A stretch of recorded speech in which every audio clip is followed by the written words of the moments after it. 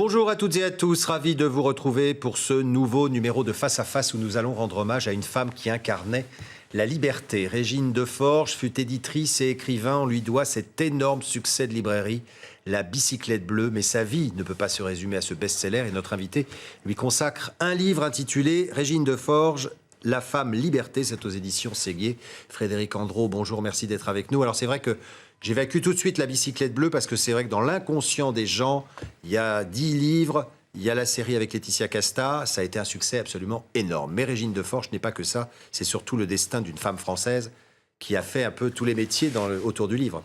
Oui, bonjour. C'est vrai qu'elle a fait tous les métiers. On lui connaît principalement le métier d'écrivain, mais qu'elle a commencé assez tardivement, puisqu'elle avait 45 ans. Et avant ça, elle a été effectivement éditrice, mais dire qu'elle a été éditrice, ça n'est pas très valorisant.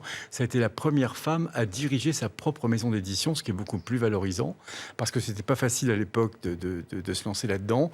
Et en plus, elle l'avait fait parce que son ambition était... Elle trouvait injuste que dans les librairies, il y ait plus de livres policiers, de romans de science-fiction que de littérature érotique. Et elle trouvait que la littérature érotique était un genre à part entière et que ce genre-là devait avoir droit de citer. Alors elle est aussi connue pour ça, parce qu'elle a eu beaucoup de déboires avec la justice, notamment avec la 17e chambre correctionnelle de Paris, où elle a passé pas mal de temps de sa vie. Oui, elle a été, ça a été la dernière femme en France condamnée, déchue de ses droits civiques pour outrage aux bonnes mœurs par voie de livre.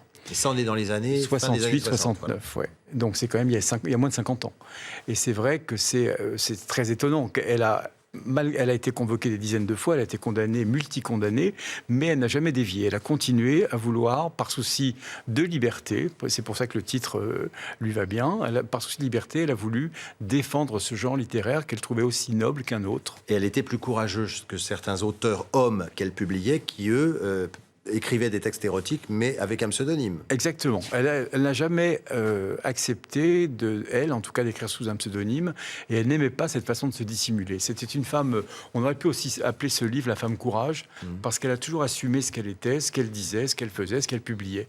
Et le terme liberté lui va bien parce qu'elle s'octroyait toutes les libertés, celle d'aimer, de publier, de lire, d'écrire, de ne pas aimer et de le dire. Il n'y avait pas d'idéologie chez Régine Deforges. Elle était féministe, hein, ça a été une des premières féministes, dans son comportement, dans sa façon de vivre. Et en même temps, elle n'aimait pas une certaine partie des féministes qui étaient un peu trop anti-hommes. Absolument. Elle aimait pas la caricature. Le féminisme caricatural, pour elle, c'était quelque chose qui desservait la cause.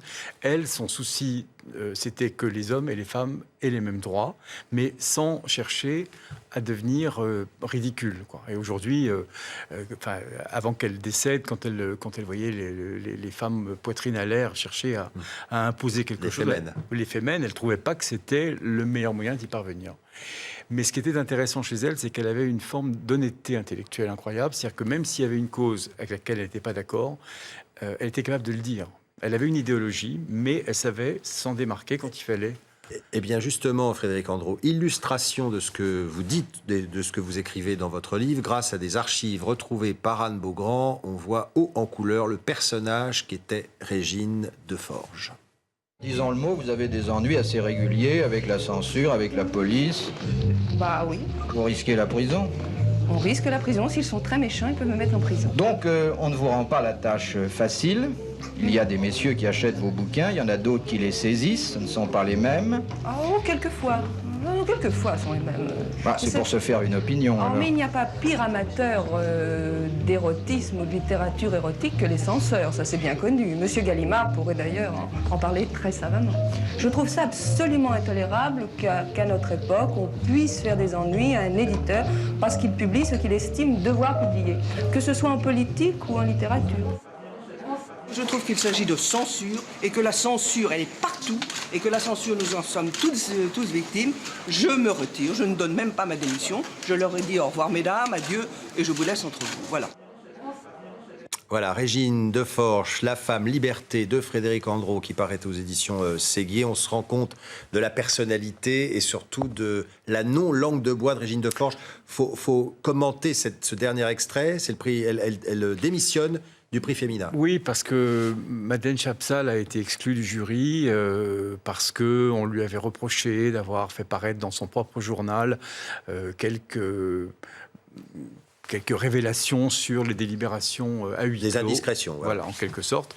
Et donc, Régine, ayant trouvé ça très injuste, a eu le panache de quitter l'honneur du Fémina, parce qu'il y a tellement de gens qui voudraient être au Fémina que c'était quand même très courageux de sa part de quitter l'honneur que ça représentait d'y être, par solidarité avec son amie Madeleine Chapsal. Alors Frédéric Andrew, vous avez bien connu Régine Deforges, Oui. c'est pour ça que vous vous autorisez aujourd'hui à écrire sur elle. Quelle femme était-elle dans la vie? C'était une femme libre aussi et singulière, presque une artisan des lettres. Oui, c'était une femme libre, c'est une femme fidèle, en tout cas en amitié. Et c'est vrai que c'était quelqu'un avec qui on pouvait aborder tous les sujets, qu'on soit d'accord ou qu'on ne soit pas d'accord. Jamais on ne se fâchait. Parce qu'elle avait une capacité à écouter l'autre et à argumenter, contre-argumenter quand il fallait. Mais elle était capable de dire à quelqu'un qui n'était pas d'accord, tu as raison. Fidèle en amitié, les premières pages de ce livre débutent par ses obsèques. Elle nous a quittés il y a 4 ans. On est à Saint-Germain-des-Prés et là, vous ne réglez pas des comptes, mais enfin, sans les nommer, il y a beaucoup de gens qui n'étaient pas là, alors qu'ils auraient dû être là. J'ai trouvé ça assez scandaleux. C'est vrai qu'elle a quand même aidé beaucoup de gens, elle a publié beaucoup de gens, et c'est vrai qu'à ses obsèques, il y avait très très peu d'écrivains.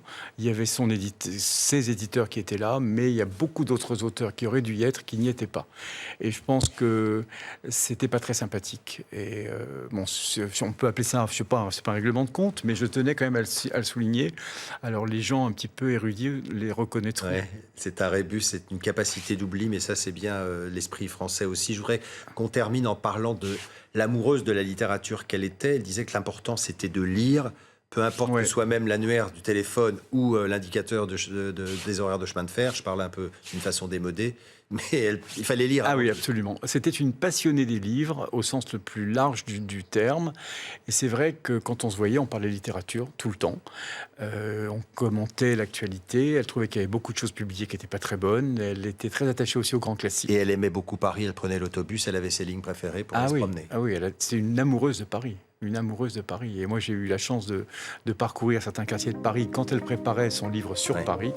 Et c'est des souvenirs fabuleux. Merci beaucoup, Frédéric Andro, d'avoir partagé ses souvenirs avec vous sur Régine Deforges, La femme liberté. Votre livre paraît aux éditions Séguier. C'est passionnant, c'est toute une époque, le destin d'une femme française. Merci de votre fidélité. Très belle journée à toutes et à tous.